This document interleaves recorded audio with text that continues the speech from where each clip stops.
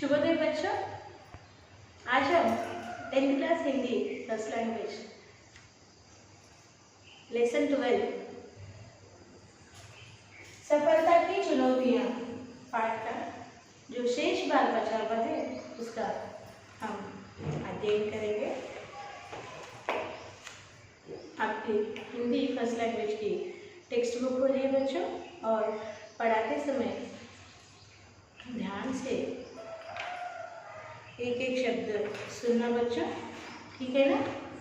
अपना study material class work भी बाजू में रखिए, ओके। और टेक्स्ट बुक पेज नंबर 90 देखिए। ये साक्षात्कार का इंटरव्यू पार्ट है। इसमें प्रीति मोंगा एक अंध लड़की का इंटरव्यू लिया गया है, साक्षात्कार लिया गया है, और उसने अपने शारीरिक कमजोरी पे, अपनी विकलांगता पे किस तरह से विजय पाई है उसको हम पढ़कर समझ रहे हैं। पेज नंबर 90 देखिए। साक्षात्कार करता कैसे,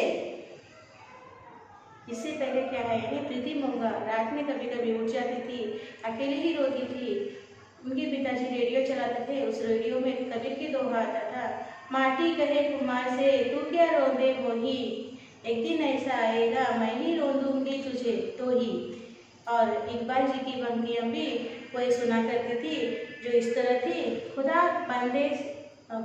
खुदी को कर बुलंद इतना कि हर तकदीर से पहले खुदा बंदे से खुद पूछे, बता तेरी रजा क्या है। इनका असली मतलब जब समझ में आया तो मानो जिंदगी की डोर हाथ में आ गई। साक्षात्कारकर्ता पूछते हैं कैसे। प्रीति मोंगा बताती है, मैं सकारात्मक सोचने लगी, बार बार दोहराती चाहती हूँ सारी कायनात मुझे देखकर कहे, वाह प्रीति वाह, चुनौतियाँ तो आती ही हैं, उन्हें पहचानना ही सबसे बड़ी चुनौती है। बहुत सारे आनंद हैं जो मैं हरदम महसूस करती हूँ। मेरे पास 2 कान, नाक, उंगलियां अर्थात श्रवण, गंध, स्पर्श आदि की सभी क्षमताएं हैं। ये तो दृष्टिहीन नहीं, यह समझ आते हैं। सब सरल हो गया।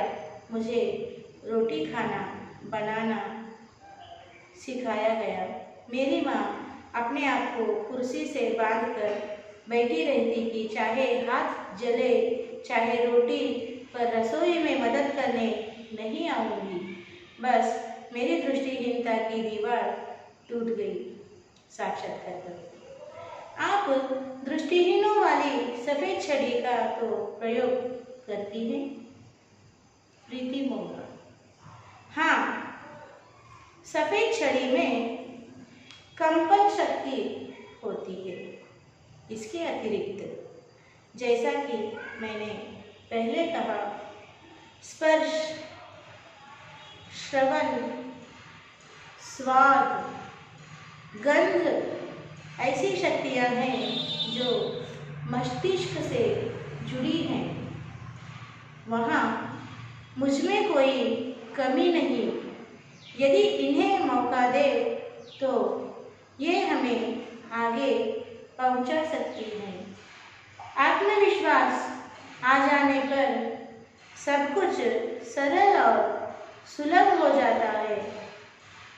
मैं कई काम धंधों से जुड़ी हूँ, उन्हें खुद चलाती हूँ। महिलाओं और विकलांगों को सिखलाती हूँ कि आत्मशक्ति के बल पर आगे बढ़ो, किसी के आगे हाथ मत फैलाओ। साक्षात्कारकर्ता, आपकी और रुचियाँ क्या हैं। प्रीति मोंगा, खाना पीना, गप्पे मारना, काम करना नशे की तरह। संगीत तो है ही, मन को शांति मिलती है इससे, और मैं खूब पढ़ती हूँ। जीवनियाँ, आत्मकथाएँ, उपन्यास, विज्ञान, सब कुछ। साक्षात्कार करता आश्चर्यचकित स्वर में, पर कैसे, आपके आदर्श कौन थे। प्रीति मोंगा, कंप्यूटर पर मैं हेलन केलर की बहुत आभारी हूँ, जिन्होंने दृष्टिहीनों के लिए पढ़ना लिखना सुलभ कर दिया। मैं गीता और सुखमनी साहब का पाठ भी करती हूँ। परिवार हमेशा मेरे साथ रहा। पिता ने सिखाया, अपने से नीचे देखोगे तो सुखी रहोगे। तुम्हारे पास सब कुछ है। पशु पक्षी, पेड़ पौधे, पूरी प्रकृति, क्या ये कम आदर्श है सुखमय जीवन जीने के लिए? मैं किसी पर बोझ नहीं, स्वयं कमाती हूँ। मेरे पति हैं जो हर तरह से मेरे जीवन साथी हैं। बच्चे हैं और है एक नाती जो कहता है, नानी आप मुझसे टकराती क्यों हैं? हंसती है। साक्षात्कारकर्ता, आप हमारे बच्चों को क्या संदेश देना चाहेंगी? प्रीति मोंगा, हर काम को सच्चाई, ईमानदारी और खुशी से करो। खुशियों का हाथ पकड़ो तो और मिलेंगी। अपने सपनों को हकीकत में बदलो। जहाँ भी जाओ वहाँ से कुछ लेकर आओ, सीख कर आओ।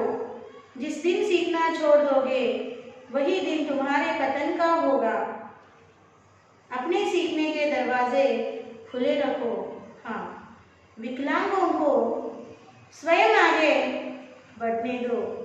उनके पास असीम शक्तियाँ हैं। काम अपने आप में एक ऐसी अद्भुत शक्ति है जो सफलता को बांधकर ले आती है। काम आनंद है, काम सुख है और प्रत्येक सही काम होता है मंगलमय। साक्षात्कार हंसते हुए, प्रीति जी आपका बहुत बहुत धन्यवाद। बहुत आनंद आया आपसे बात करके। रजनीगंधा से आभार। यह था प्रीति मोंगा, एक अंध लड़की का साक्षात्कार। और आपने जाना कि इस अंधी लड़की ने किस तरह अपने शारीरिक कमजोरी पर, दृष्टिहीनता पर विजय पाया, कितना कष्ट उठाया, कितनी समस्याओं का सामना किया और फिर समस्या का हल खोज कर वो अपने जीवन की राह की ओर बढ़ी। और सबसे बड़ी उसकी ताकत थी इस कमजोरी से लड़ने में उसके परिवार का साथ।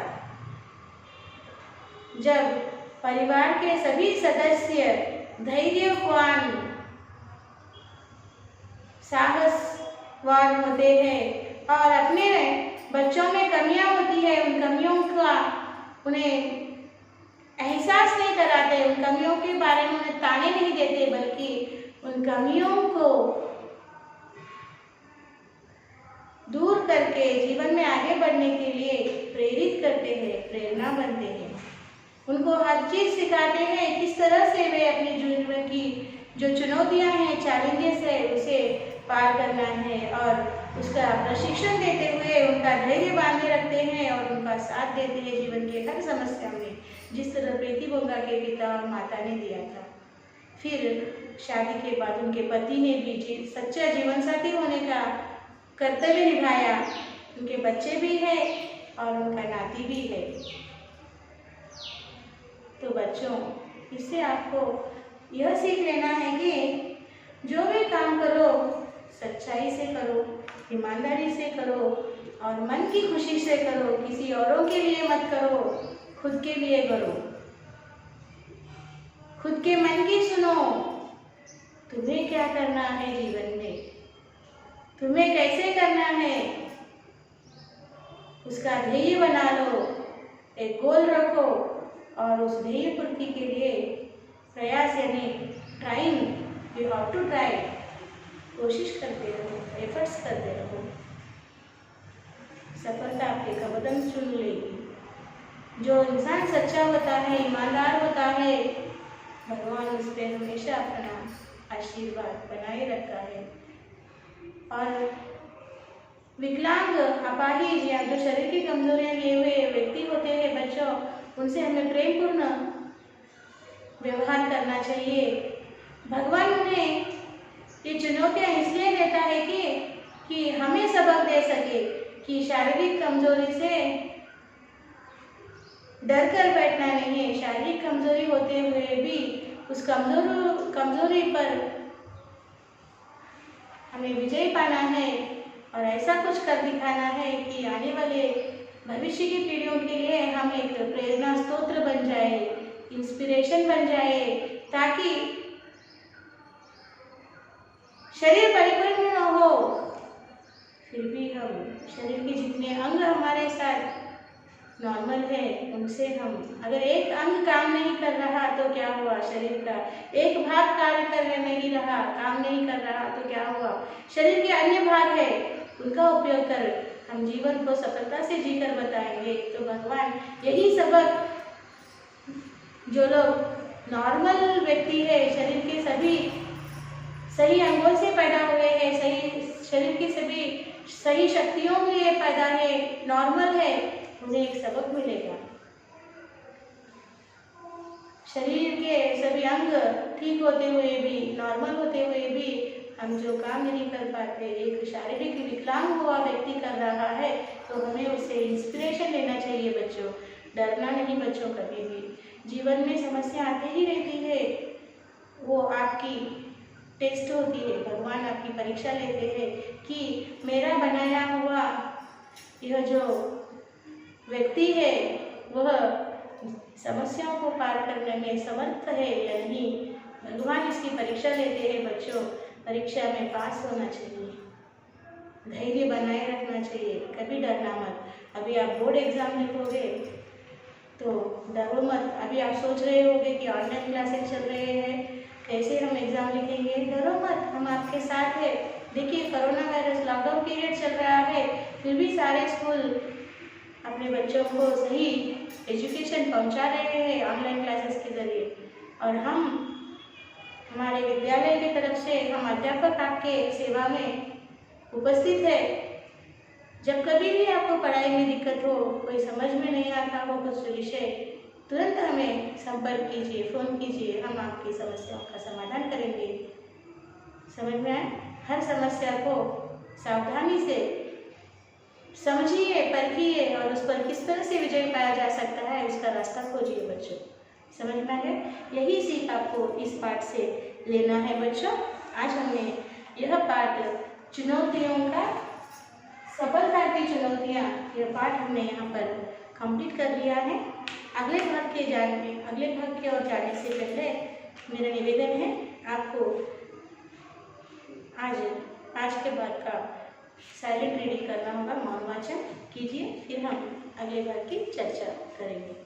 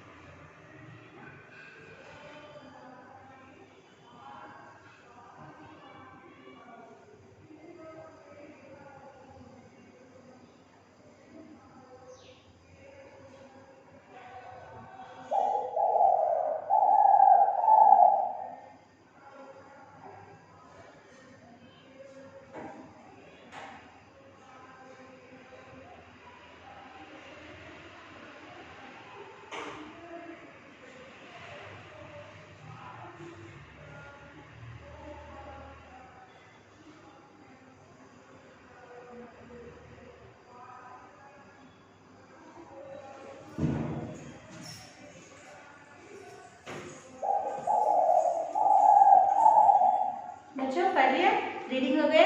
ओके। अब यहाँ पर 3 प्रश्न दिए हैं। सॉरी, फर्स्ट प्रश्न है, देखिए यहाँ पर भी प्रश्न है 19 पेज नंबर 90 पे 90। विशेष आवश्यकता वाले चुनौतियों को कैसे महसूस करते हैं। और नेक्स्ट प्रश्न है दृष्टिहीन लोगों को किन किन क्षेत्रों में अधिक रुचि रहती है। और पेज नंबर 91 पर देखिए यहाँ पर 3 प्रश्न दिए हुए हैं। हेलन केलर कौन है, उनके बारे में बताइए। और नेक्स्ट क्वेश्चन है अनपढ़ दृष्टिहीन लोगों की आजीविका कैसे चलती है। और 9th वन है दृष्टिहीन लोगों के लिए कौन सी सुविधाएं उपलब्ध करानी चाहिए। इन प्रश्नों के उत्तर हम स्टडी मटेरियल में दिए हैं, पढ़ेंगे बच्चों। देखिए स्टडी मटेरियल पेज नंबर 176, ध्यान से सुनिए। विशेष आवश्यकता वाले चुनौतियों को कैसे महसूस करते हैं। उत्तर है विशेष आवश्यकता वाले बालक अपनी चुनौतियों का स्वयं महसूस करते हैं। वे समाज में अपना महत्वपूर्ण भूमिका निभा रहे हैं। वे अपनी कमजोरी को एक चुनौती के रूप में लेकर अपने लक्ष्य की ओर पहुंचते हैं। वे कई मुसीबतें खुशी से पार करते हैं। वे समाज में ही अपनी समस्या का समाधान खोजते हैं। इस कोशिश से कोई धावक बनता है, कोई नृत्यकार बनता है। नेक्स्ट क्वेश्चन है दृष्टिहीन लोगों को किन किन क्षेत्रों में अधिक रुचि रहती है। उत्तर इस तरह लिखिए। समाज में कुछ दृष्टिहीन लोग होते हैं, उनके पास असीम शक्तियाँ होती हैं। उनको कुछ प्रत्यक्ष क्षेत्रों में रुचि होती है। दृष्टिहीन वाले सफ़ेद छड़ी का प्रयोग करते हैं। उनको खाना पीना, गप्पे मारना, काम करने में रुचि होती है। उनको घर के काम धंधों में रुचि होती है। उनको स्पर्श, श्रवण, स्वाद, गंध जैसी शक्तियाँ होती हैं। उनको जीवनियाँ, आत्मकथाएं, उपन्यास, विज्ञान संबंध विषयों के प्रति रुचि होती है। इस तरह से इस प्रश्न का उत्तर पढ़िए, फिर स्वयं शब्दों में लिखने का प्रयास कीजिए बच्चों। अगले प्रश्न है हेलन केलर कौन है, उनके बारे में बताइए। हेलन केलर एक दृष्टिहीन महिला थी। उनका जन्म सन 1980 में जून 27 को अमेरिका में हुआ। उसने 2 वर्ष के उम्र में ब्रेन फीवर के कारण दृष्टिहीन हो गई। कुछ दिनों के बाद श्रवण शक्ति भी उससे निकल चली। उसने आत्मविश्वास के साथ ग्रेजुएशन पूरा किया। उसने उस समय उसकी जीवनी के आधार पर हेलन केलर इन हर स्टोरी नामक डॉक्यूमेंट्री भी निकाली। उसके लिए ऑस्कर पुरस्कार भी मिला। इस तरह हेलन केलर का यह जीवन परिचय है बच्चों। इस प्रश्न का उत्तर इस तरह से लिखना। नेक्स्ट प्रश्न है अनपढ़ दृष्टिहीन लोगों की आजीविका कैसे चलती है। उत्तर लिखिए। अनपढ़ दृष्टिहीन लोगों की आजीविका बहुत विचित्र होती है। वे अपने आजीविका के लिए कोई न कोई काम करते रहते हैं। कुछ लोग घर में काम धंधा करते रहते हैं। कुछ लोग बाहर कोई न कोई छोटा काम करते हुए अपना जीवन चलाते हैं। सरकार भी उनके लिए कई योजनाएं बनाते हैं। समाज में उनकी सहायता के लिए अनेक संत लोग सामने खड़े रहते हैं। इस प्रश्न का उत्तर इस तरह से लिखिए बच्चों। नेक्स्ट प्रश्न है, दृष्टिहीन लोगों के लिए कौन सी सुविधाएं उपलब्ध करानी चाहिए? उत्तर इस तरह लिखिए। दृष्टिहीन एक अभिशाप है। आजकल हमारे समाज में कई दृष्टिहीन लोग रहते हैं। वे सफलता पाने के लिए चुनौतियों का सामना करते हैं, फिर भी उनके लिए अनेक सुविधाएं उपलब्ध करने की आवश्यकता है।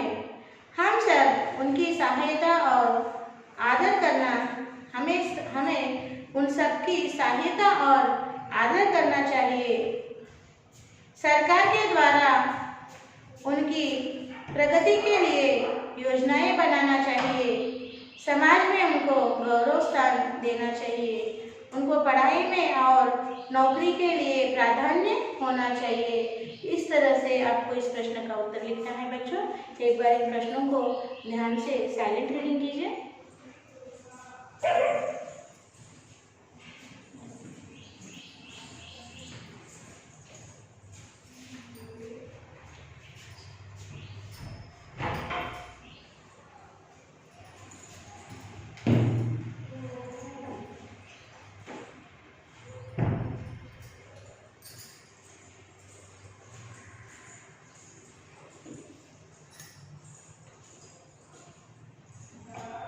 बच्चों अब देखिए अगले प्रश्न है टेक्स्ट स्टडी। आपके इस पाठ के अंतिम में प्रश्न उत्तर दिए हैं अर्थग्राह्यता और प्रतिक्रिया।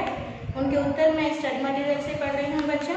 इस तरह से है, देखिए अर्थग्राह्यता और प्रतिक्रिया के प्रश्न उत्तर। विशेष आवश्यकता वाले आज किन किन क्षेत्रों में आगे बढ़ रहे हैं? इसका उत्तर इस तरह से लिखिए। घर और पाठशालाओं में कुछ विशेष आवश्यकता वाले बालक रहते हैं। आजकल वे अनेक क्षेत्रों में अपना विकास का प्रदर्शन करते हैं। विद्यालय में पढ़ना लिखना और खेलकूद का प्रदर्शन करते हैं। वे कंप्यूटर का ज्ञान सीखकर उसका प्रयोग ठीक तरह करते हैं। घर में काम धंधा करते रहते हैं। पुस्तकें पढ़ना, संगीत सीखना, खिलाड़ी बनाना आदि क्षेत्रों में सफलता प्राप्त करते हैं। अगला प्रश्न है, दृष्टिहीन बनने के क्या क्या कारण हो सकते हैं? उत्तर इस तरह लिए। आजकल समाज में हम बहुत सी दृष्टिहीन लोगों को देखते हैं। उनका दृष्टिहीन बनने के अनेक कारण हो सकते हैं। जीवन में अचानक होने वाले कुछ खतरे उनको दृष्टिहीन बना सकते हैं। परिवार के पूर्व लोगों की अनेक प्रकार की समस्याएं भी।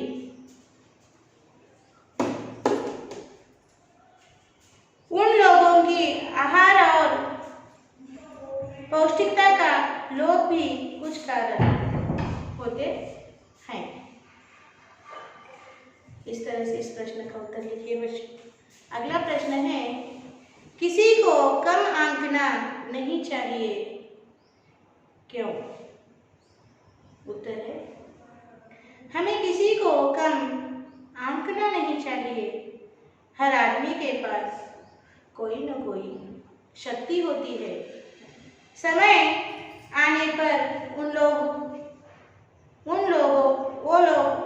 वे लोग अपनी क्षमताएं दिखाते हैं। विकलांग भी आजकल समाज में महत्वपूर्ण भूमिका निभा रहे हैं। वे अपनी कमजोरी को महसूस नहीं करते हैं। हर व्यक्ति जीवन में सफलता प्राप्त करने के लिए कोशिश करता है, इसलिए हम किसी को कम आंकना नहीं चाहिए। इस तरह से इस प्रश्न का उत्तर लिखिए बच्चों। और देखिए बच्चों, यहाँ पर निम्नलिखित पंक्तियों के व्याख्या कीजिए कहा गया है। पंक्तियां देखिए, पंक्तियां की व्याख्या करना यानी भाव स्पष्ट करना। मेरे लिए कामयाबी का अर्थ है सबसे ज्यादा चुनौतियों का सामना करना। इसका व्याख्या लिखना, व्याख्या करना यानी अर्थ बताना है। इस तरह से दिया है, जिसने सबसे ज्यादा असफलताओं का सामना किया हो जिसने सबसे अधिक चुनौतियों को स्वीकारा हो और संघर्ष कर उन पर विजय पाई हो, वही व्यक्ति सफल बनने का अधिकारी है। और सेकंड क्वेश्चन देखिए, खुदा बंदे से खुद पूछे, बता तेरी रजा क्या है। इसका उत्तर इस तरह लिखिए, खुदा अपने बंदे से पूछता है, बंदा यानी भक्त पूछता है कि तुम आशय क्या है, जीवन में तुम्हारा लक्ष्य क्या है, तुम उद्देश्य की पूर्ति के लिए क्या करना चाहते हो। वही व्यक्ति सफलता पाने का अधिकारी है और संघर्ष कर उन पर विजय पाई हो, वही व्यक्ति सफलता पाने का अधिकारी है। देखिए फिर से पढ़ रहे, ध्यान से सुनिए। खुदा अपने बंदे से पूछता है कि तुम्हारी आशय क्या है, तुम्हारा जीवन में तुम्हारा लक्ष्य क्या है, तुम उद्देश्य की पूर्ति के लिए क्या करना चाहते हो। इसका अर्थ यह है कि हमारे कर्तव्य को निभाना है, हमारा जीवन कामयाब की दिशा में चलना है। और अगली पंक्ति है, जिस दिन सीखना छोड़ दोगे वही दिन तुम्हारे पतन का होगा, अपने सीखने के दरवाजे खुले रखो। इसका अर्थ है हमारे पास असीम शक्तियां होती हैं, हम निरंतर सफलता के मार्ग में चलते रहना चाहिए, हमें अपना ज्ञान को आगे बढ़ाना चाहिए, हम कभी नए विषयों को सीखते रहना चाहिए, हमें निरुत्साह से रहे तो हमारा जीवन पतन के ओर चलता है। हम कभी कोई विषय सीखने के लिए हृदय को खोलकर रहना चाहिए। इस तरह से इन प्रश्नों के उत्तर आपको लिखना है बच्चों, और भी प्रश्नोत्तर यहाँ पर दिए हुए जिसका उत्तर आपको 8-10 पंक्तियों में लिखने के लिए कहा गया है। ओके, इसमें से एक प्रश्न मैं पढ़ रही हूँ, सुनिए ध्यान से। समावेशी शिक्षा से आपका क्या अभिप्राय है। समावेशी शिक्षा यह एक ठीक अभिप्राय है। समावेशी शिक्षा यानी शारीरिक विकलांग लोगों को भी, जो विकलांग नहीं है उन लोगों के साथ में बराबर की शिक्षा प्राप्त करने का अधिकार। समावेशी शिक्षा प्रणाली एक अच्छा योगदान है, इसको अंग्रेजी में इनकॉर्पोरेट कहते हैं। इसका अर्थ होता है शिक्षा को एक सूत्र में चालू करना। सभी प्रदेश के लिए एक ही तरह की शिक्षा प्रणाली को आयोजन करना होता है। आजकल के शिक्षा पद्धतियां कुछ लोप से हैं। समावेशी शिक्षा का आरंभ से इसका परिष्कार होता है। आज राज्य सरकार के लिए एक तरह और केंद्र सरकार के लिए एक तरह शिक्षा विधान है। समावेशी शिक्षा विद्यार्थियों के लिए खूब योगदान दे सकता है। विद्यार्थियों और अध्यापकों को यह नए विषय अध्ययन करने और सीखने की क्षमता प्रदान करती है। समावेशी शिक्षा से एक प्रदेश के लिए नहीं होकर सारे देश में एक ही तरह लागू करने की सूचना होती है। इसमें छात्रों को सोचने और विषय को समझने की शक्ति बढ़ती है। इस पद्धति से देश भर एक ही तरह परीक्षा विधान चला सकते हैं। नया शिक्षा कार्यक्रम के द्वारा छात्रों की मानसिक विकास बढ़ा सकते हैं। इस तरह से सारे प्रश्नोत्तर आपके स्टडी मटेरियल में दिए हुए हैं बच्चों, विस्तार से उनके उत्तर दिए हुए हैं। शांति से एक बार सभी प्रश्नों को और उत्तरों को पढ़िए, फिर अपने स्वयं शब्दों में लिखने का प्रयास कीजिए। आज का अपना साक्षी इस तरह से लिखिए बच्चों। साक्षी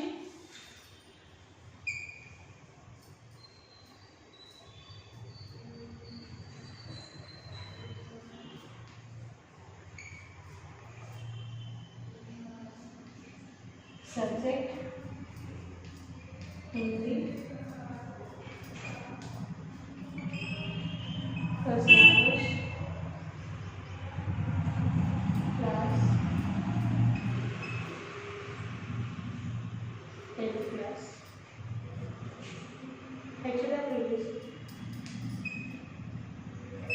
Learn and write all question and answers from lesson 12 in HW 1 time. PS और PS पेरेंट्स साइन लेना है यहाँ पर बच्चों। और यहाँ पर हमने लेसन 12 समाप्त कर दिया है। आपको प्रश्नोत्तर लिखकर आपको जो स्कूल का मेल ID दिया है उसे भिजवा दीजिए समय में। कोई पेंडिंग वर्क्स मत रखिए, शुद्ध हस्ताक्षर में लिखकर भिजवाइए बच्चों। हम फिर एक नए पाठ के साथ अगले सेशन में मिलेंगे और बात करेंगे। तब तक धन्यवाद, बाय बाय।